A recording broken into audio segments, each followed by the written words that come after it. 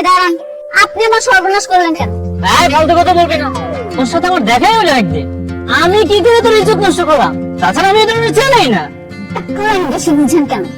আমি আপনাকে ইজ্জত নষ্ট করার কথা বলি নাই, আমার মান সম্মান নষ্ট করার কথা বলছি। আপনি আমার মান সম্মান নষ্ট করছেন, শেষ করে দিয়েছেন আমার মান সম্মান। কেমন না লাগে? আমি কিভাবে তোর মান সম্মান নষ্ট করলাম? আপনি আমাকে দেখতে গেছেন বিয়ে করার জন্য, সেইখানে সবার সামনে বলছেন যে আমাকে নাকি আপনার পছন্দ না। আপনি এই কথা বলার পর আমার মান সম্মান নষ্ট হয়ে গেছে। আমার বান্ধবীরা পর্যন্ত আমাকে নিয়ে হাসাহাসি করতেছে, আমার আত্মীয় স্বজন এলাকাবাসী সবাই মনে করতেছে নিশ্চয়ই আমার মধ্যে কোনো সমস্যা আছে, এই জন্য আপনি আমাকে বিয়ে করতে রাজি হন না। আমি এত কিছু বুঝি না, আপনি এলাকাবাসীর কাছে আমাকে কলঙ্কিত করছেন, সবার কাছে আমি এখন খারাপ হচ্ছি। আপনার আমাকে বিয়ে করতেই হবে। আরে তোরে আমার পছন্দ না, আমি কিসের জন্য তোরে বিয়ে করতে যাবো? কেন আপনার আমাকে পছন্দ হয় না? আমার মধ্যে কিসের অভাব, কিসের কমতি আছে আপনি বলেন? এই যে নম্রতা, ভদ্রতা, শিক্ষার অভাব তোর মধ্যে। তোর মধ্যে তো শিক্ষাই নাই। এই একটা মেয়ে মানুষ কোনোদিন তার নিজের বিয়ের কথা এইভাবে রাস্তার মধ্যে বলে? আমিও না বলতাম না, আপনি আমাকে বাধ্য করছেন। আমি একটা লাজুক মেয়ে ছিলাম, আপনি আমার লজ্জা ভাঙছেন। যেহেতু আপনি আমার লজ্জা ভাঙছেন, আপনার আমাকে বিয়ে করতেই হবে। তাহলে কি আমি বিষ খাবো? তুই বিষ খায় না তো মধু খা, সেটা তোর ইচ্ছা। তোর আমার পছন্দ না, আমি তোর বিয়ে করবো কেন? আপনি যদি আমার বিয়ে না করছেন না, আমি আপনার জোর করে বিয়ে করবো। জোর না, তুই যোগ্য লাগাই দে, তাও আমি তোর বিয়ে করবো। না, এইবার আসল খেলাটা খেলতেই হবে। আসল খেলা মানে? এই কিসের আসল খেলা? কিসের আসল খেলা সেটাই বুঝেন না?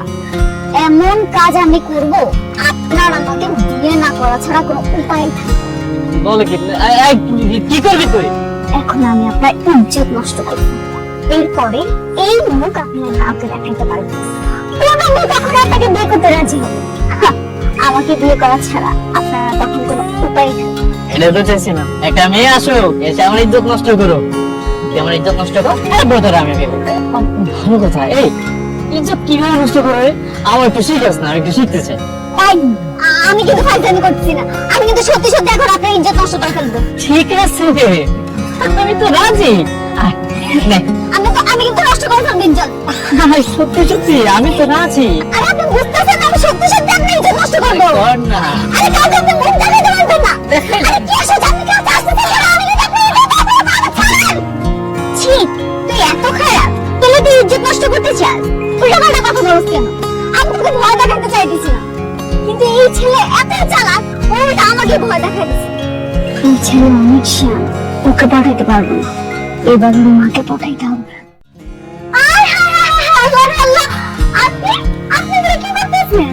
এই যে রান্না বান্না করবো, কোটাকাটি করতেছি। আপনার এই বয়সে আরাম করার কথা, বিশ্রাম করার কথা, নাকে তেল দিয়ে ঘুমানোর কথা, আপনার পায়ের পা পা তুলে খাওয়ানোর কথা। তা না করে আপনি এত কষ্ট করে গরমের মধ্যে রান্না বান্না করতেছেন কেন? আমার বাড়ির কাজ রান্না বান্না আমি যদি না করি তাহলে কি করবো? আমার পোলারে কে খাওয়াইবে? কেন আন্টি, আমি আছি না এই সামনে, আমি আপনার বাড়ি রান্না বান্না করবো। কি কর? আমার বাড়ির রান্না বান্না তুমি করবা?